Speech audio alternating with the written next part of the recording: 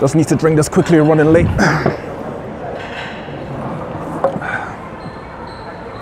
Is this yours? No? Is this yours?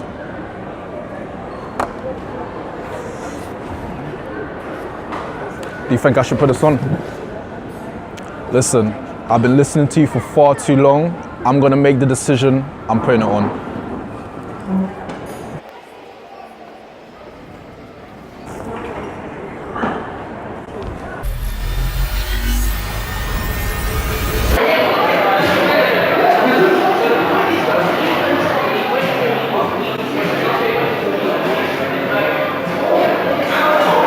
Welcome to Agents of Screen, the first and only place to come to for movie reviews live at the cinema. We are here to watch Ready Player One. Let's go.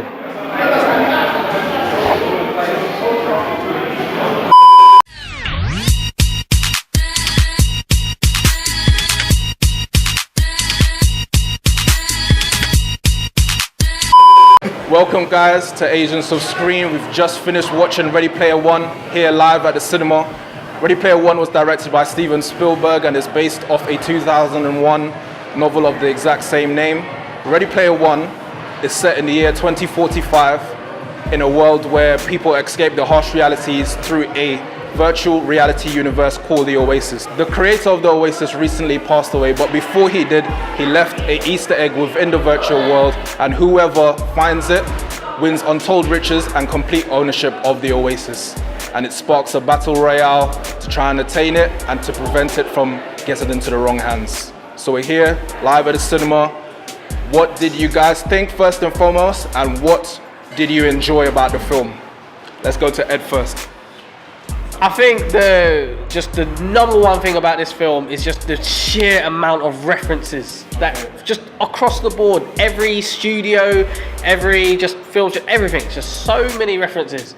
I'm not even gonna. Yeah, we will touch on the references later. Yeah. I'm not going to go too much into it, but I think the references for me is the standout for this film. It's a good thing, but it's also maybe a bad thing. Is maybe the references overshadow the actual story. Obviously, the best part is if you're like an 80s baby, or if you're like a, if you are a fan of pop references, then you will get this film. But obviously, to certain casuals, you might not. There's certain things that happen in this film that you might go, oh, what? So I think this film kind of could be you either love it or hate it type of film. Okay. In the sense that if you don't know any of those references, you might go, this film is actually rubbish. Yeah. Just have something to say on that point. I mean, I think proof enough as to why the references didn't overshadow the film is because there will be people, this is a 12/8, there will be people who don't know a lot of those references who will still enjoy this film. You can tell this is a film that everyone's going to enjoy. It's not going to be one of those ones where you're only going to enjoy it because of the references. What about you, Ben? Is there anything else you enjoyed about the film? You know, I think it's all been covered. I think visually it was an amazing film. I think one part I did like was the race. I think the race was like expertly done, like literally when King Kong comes down to the T-Rex. I think Steven Spielberg done an amazing job on that part. That race was very good. Yeah. Ben makes a good point there. One of the highlights for me, good things, was the action sequences. I don't think there was a weak action sequence in the whole film. As Ben said, the race at the beginning was fantastic. As well. I mean, the thing that I enjoyed about that race particular is the fact that because it's set in a game world, they can have any tech, any special effects that they want, as unrealistic as they want. Whereas obviously if you get something like Fast and Furious, how unrealistic certain things are, but there's a limit to what they can do. Whereas because this is set in a game world, there's no limit. So you had King Kong, you had all these things coming out the ground. What was sick in the race, you know, when he was using the coins to get petrol, so he's waiting for them to crash, opening his door. Yeah, it does. Yeah, it kind of reminded me of like a GTA race, you know, the GTA races. Yeah, with like all the ramps and stuff like that. It was safe. It set the tone for the film nicely. Having a race at the start of the film set the tone perfectly for the film. Showed what the film's all about, all the CGI, the effects. It was just a great start to the film. Okay, we spoke about what the film done well. I know we kind of dipped into it already, Pause. Is there anything that you didn't feel the film done well? Was there any flaws or anything that you did not like about the film or felt that it could have done better? Not necessarily a weakness, but anything at all that wasn't a positive for you? I mean, even if we're going to talk about, because you were saying the negative things of the film, I mean, I didn't particularly like him as a, because I feel like you said, I mean, maybe he did fall in love too quickly or whatever you want to call it, but it was just the whole idea of, you know, you mentioned your name and all this other stuff. He just let things go too easy, and then he got in trouble and it could have cost him loads of things. Do you know what I mean? It was just like, he was just being a bit naive a lot of the film. Do you know what I mean? I wouldn't call that a negative of the film though. That's his character, and that's the problem with his character. Like, I wouldn't kind of rate the film down because of that or anything like that. Oh yeah, all right, fair enough. But I think that reflects real life though, what people tend to do or can do. You know, like you get so sucked up in a game or whatever, and talking online, and you're like, oh, yeah, all this scamming or whatever. So I think it was good that they had it in there. Talked about plot holes in the last film that I spoke about, it was just Tomb Raider. In this film, there's two things that I noticed that I not necessarily like. The first one was that I thought that the main protagonist, he fell in love with the love interest too quickly. Like within the first 20 minutes of the film. That's explainable. That is explainable because I'm assuming because he's not saying he's a nerd, but he's one of those people where like you see like it because he's obviously he's met that. Well, you could call it that, or you could call it that he does know who that person is. He's heard of her before. There's a bit where he's in the car and he's like, that's her. I know it's her or whatever. So he's kind of seen her from the background, and then I guess when he's finally met her, it's like kind of thing. One day though, no, but she covered it. She covered it. She said, "You're living in this world. You're not in this real world." So she goes, "You love what I've shown you." Yeah. That's all it is. Yeah. Because imagine if he's been seeing this person throughout this whole time, that's what he likes about her, and then he finally meets her and talks to her for the first time. It's kind of like, oh my god, I'm trying to talk to this person. So it's that's possible. I guess it goes back to the theme of the movie. Like the final scene was saying that reality is the real. So that was like the theme. Yeah. Especially you know how like the news and media love to try to say, oh, you kids, you're playing game too long and all this stuff. So I think it's good that they put the message in there. While games are cool, like get outside of it. Like, well, the guy that created the thing, he said, look, I missed out on a lot by doing this. So I'm just saying, reality is also a good thing. But I know they put that in there just to make people feel a bit like, Well, that was kind of integral to the story. It's not like they just throw it. They didn't just throw it in there. They were kind of like building for like the whole thing. Somewhat a reflection of the creator. Speaking about the main character as well, I didn't particularly like that when his aunt died in the film, he didn't seem to show any type of emotional response. Well, I just didn't like. I don't say it's a plot hole. He didn't cry. He didn't. He didn't even say his auntie. He said my mum's sister. Yeah, my mom's sister. But that's why, and that's what we discussed, and that's why I was saying where I think that he doesn't look at her as anything. Because for instance, like when you say my baby's mama, for example, you just say that's my girl or that's my. Do you know what I mean? You just don't look at them as that person. So rather than calling them auntie, you just say that's my sister's. My mum's sister or something. You know what I mean? So I think there was a disconnect between them two anyway. It was kind of like, okay, she's dead, whatever. Like, I think speaking about his home life, I reckon they could have explored that a little bit further to give his character, just reality is home life, why he hates it so much and stuff, just to give his character a little bit more depth in that sense. The place looks like a trash heap though, that's the thing, like the whole world looks just whack. So I can see why people go into the waste. With the whole family disconnect, so yeah, they could have explored it a lot more, but it goes to show the whole reality aspect. Everyone's trapped in the oasis. They're disconnected from their families. He doesn't want to know his auntie or his mother's sister. They don't even tell us what happened to his mother. Okay, any more negatives, guys? I'll go to you, Tom, and I'll come to you after that. Yeah, what annoyed me a bit is like, when you see them all in when they was cutting into the oasis and then they was showing people on the street like with their glasses on running and that. Yeah. That's a bit like, what if they're running into the road? Like, I don't understand. Like, it's like they're doing, and they're kicking. Like, what if you're hitting people? Like, it's just, I don't know. It was a bit. Ben, there was another negative that you wanted to point out. Well, it's not a negative. It's just that I feel that they didn't really invest in the real life characters. Like, you don't really care about, as everyone said, the auntie. or like him, but you would more want to see the in-game. You're like, oh, when are they going to get back to the in-game scenes? And also, I feel the bad guy, I think he was played by, what's his I don't know what his name is, but he's TJ something. Miller.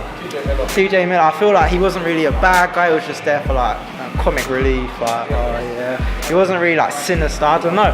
I don't know what if do you mean? that's Which what they were trying bad to guy get. you talking about? No, that they had like peas, like load. Plus, I would have liked to see who he is in like real life. Like, who was he? They kind of did explain him a little Living bit. there, like, His outfit was sick. His avatar, when he came into the thing, but then he had that stupid voice.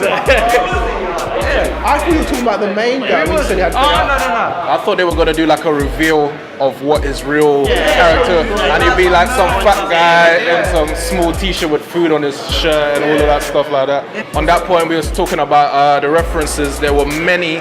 I saw an article earlier. Apparently, there's 138 references. Apparently, don't know how true that is, but I'll take it as word. But I want everyone to think of what their favorite reference. While you think of that, I'll just share mine. My personal one was at the very beginning of the film. It was the Akira bike. If people don't know, Akira is an anime that came out in the late 80s, I believe. But yeah, to see the bike in real life was great. I want to see live action Akira, if possible. What was anyone else's favorite pop reference? Just to pop on your saying you like the Akira bike, which is interesting. I saw this the other day. Spielberg said Akira would never pop off like in like the Western world.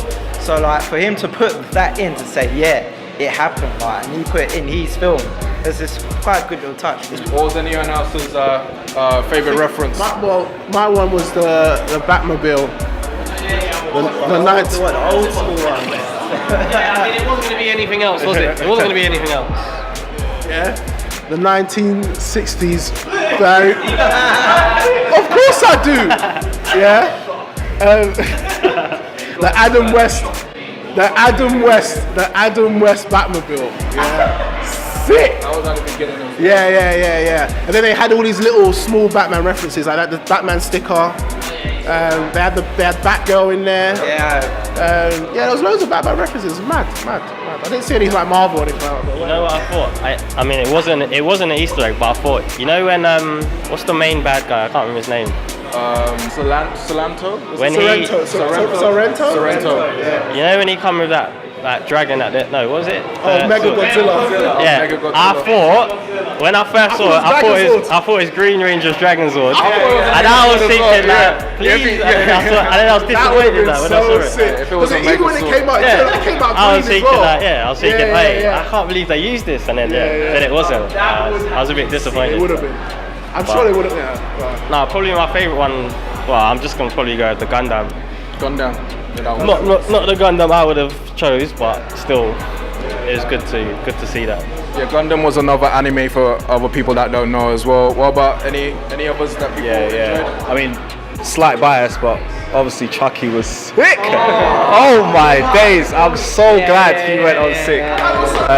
It was just sick. He went ham.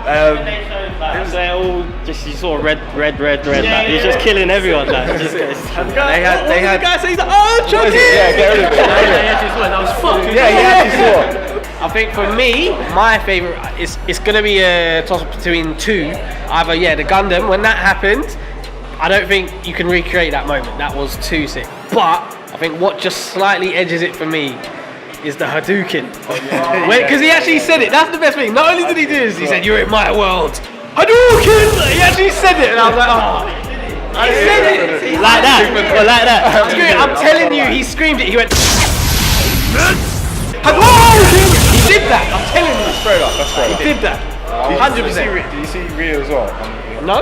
There was Chun-Li as well. I saw Charlie. You know, at the beginning of the race, he was walking. Is it? And E-Honda was in there as well. E-Honda. And also, when the explosion happened, he ran from it and he exploded then as well. Really? Yeah. That's what I'm saying. If you get the Blu-ray, that's why it's sick, because you could buy it and then just try and pause it each frame. to try and see all the references. Like, Yeah, I thought that the robots at the end look kind of similar to the robots in Metal Gear as well. You know, the walking ones. I'm not sure if you they can were see them like coming over the mountain. Yeah. I think there was so many characters. Like, So it was many. hard to. Battletoads I saw in there. Oh yeah, Battletoads. I saw Goro in there as well. Anyone see He-Man? No one saw He-Man. At the end when they all came to join them on the planet and they were running, He-Man was there. Actually, do you know what? He-Man So was many there. people were running on that scene. When they all started running, you could literally see about. You would have the if you pause it, you'll just be like boom, boom, boom, boom, trying to figure out. The best reference. Being an anime fan, Gundam Wing was sick, but Kanada's bike from Akira just. Man, to see it straight at the start, it got me gassed for the whole film. It's too But the sick. DeLorean itself, though, I mean, we can't sleep on a DeLorean. You know when he didn't have wing mirrors, he's got the door open, he's just like driving like this. Sorry, what was your best reference, Ben? I mean, it wasn't really like a brief reference, but it's more of a dragged out one. The Shining scene. I felt as soon as I saw the two girls and then the blood coming out the lift, it was just like. And that's one of the scenes where I say that if you don't, I mean, obviously you can still watch it and be cool, but I think certain people that are fans of The Shining and stuff like that, they will be like, oh my god, that bit's, you know what I mean? As I say, certain people, it means something different to them. All right, we've had our discussion. We've said what we've liked and didn't like, and now we're gonna get into our scores for the film. We're gonna start on the left as tradition. Adam, what would your score and what was your reason? I'll take this. If you want. He's about to go in. Get the big side. Pause. So, Ready Player One, great film, really enjoyed it. It's a game I definitely want to play. Fantastic references. 7.5. Can I have my mic back, please? 7.5 though, yeah? 7.5. Okay, Ed. Okay, I mean, for me, I love the references, all the references, and as I said earlier, I don't think that the film was carried by the references. Overall, I mean, as I said, I love the game. I want to play Oasis. I want to be in that game. It's kind of like Sword Art Online a little bit, but score-wise, I have to give it an 8. Aaron, okay? Yeah, pretty much what Adam and Ed said. I would want to play that game. Being a gamer, I enjoyed the references. I enjoyed the game feel of the film. Obviously, my horror guys represented Chucky and their man. Hold tight, Jason, Freddy. Boys. Yeah, no, I'd have to say 7.5 as well. Good film. So we've had 7.5, 8, 7.5. Tom? For me, like, obviously people are saying without the references it's still a good film, which it will be in a, would it be a 7.5 or 8 with no references? You know what I mean? Like, no, it's for me. So did you feel? Wait, bro, he's trying to do his review. Let me do his too. So did you feel that the story was weak and it lent on the references? I don't think it was weak, but I don't think it was strong. Okay, fair That enough. makes sense. So you gave it a 7? I give it 7. Yeah. Fair enough, Tom. Daryl? No, the thing is, to be fair, I'm actually quite surprised at those scores. But I like the film. I do like the film. Like I'm saying to these lot, I'm saying that I feel like if we take those references away, would I have liked the film for the way it was? It was a romantic story, pretty much. Yeah, I love somebody, blah blah blah blah, whatever. I mean, obviously, I think what boosted my score, I'm going to give it, is obviously the Batman references and stuff like that. And I feel like the Batman references pushed it a bit more. I saw Batgirl and all these people. So I would give it a 7.5. Yeah, I think. If when people rewatch it, are you gonna watch the whole film or just the references? And that's a very good point. True. So The action Because that's what I probably would. yeah, plus the action and plus just to see what Because references you missed. and that's a good point. The action sequences are really good. Yeah, Ben, you finally. I'll give it an 8. I think it's deserved. The references were amazing, where they got references for all ages, I'd say, where they had Gears of War like the Lancer, to like old school references. Visually it was amazing, plotline was good, however I didn't feel anything for the real life characters. But yeah, an 8 is a deserved rating, I'd say. I think my personal score, I'll give it a 7.5. I thought it was a good film, enjoyable film at the cinema, good popcorn flick. Something that you enjoy. If you enjoy video games, you'll love it. If you enjoy 80s movies, you'll love it. Pop references, you'll love it. The story was, I'd say it was an average story, I'd say. But it's a very enjoyable day at the cinema. Solid film, I enjoyed it. The action sequences were great, and that's my rating. Thank you everyone at home for joining us for yet another episode of Agents of Screen. Until next time, peace. So that gave us an average Agents of Screen score of 7.5. Let us know in the comments below what was your score of the movie. Thank you so much for watching. Don't forget to like, share and subscribe and follow us on Twitter and Instagram at Agents of Screen. Much more content coming very soon. Until next time.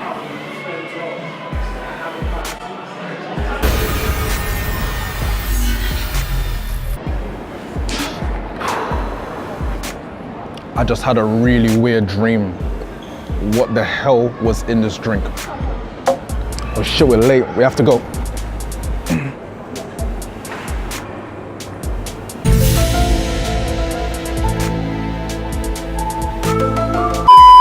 Until next time.